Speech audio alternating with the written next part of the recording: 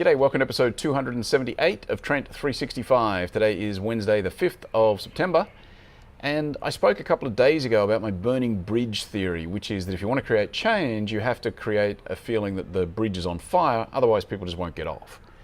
Well, I've got another one that's a little bit fire related, and I call it the burning building philosophy. And it's all about, I guess, building a team or assessing the value of your team perhaps. And what I like to do is say, let's say your building is on fire, the office is on fire, everyone is inside except you, you're on the outside. Now you can go back in and get out one person, no problem. The second person you go back to get, well, you're going to start to feel the effects of the fire. The third person, you're going to have some serious side effects now. You're going to have smoke inhalation, you're going to have heat exposure. It's getting pretty serious. The fourth person, if you go back in to get that fourth person, then there's a chance you won't come back. They'll come back, but you won't. And the reason I like to do this is because it forces managers and leaders of teams to really assess the value of the individuals.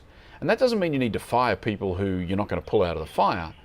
It's more about you assessing your own ability to manage those people, your own ability to manage that team and build that team.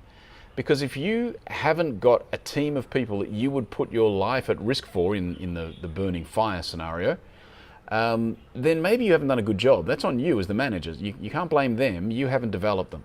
You haven't taught them. You haven't recruited them properly. Whatever it is, it always is on the manager's shoulders, in my opinion. So think about all of your people in the building. I know it sounds a bit sad and depressing, but it's not. It's a great way to really assess the value of your team members.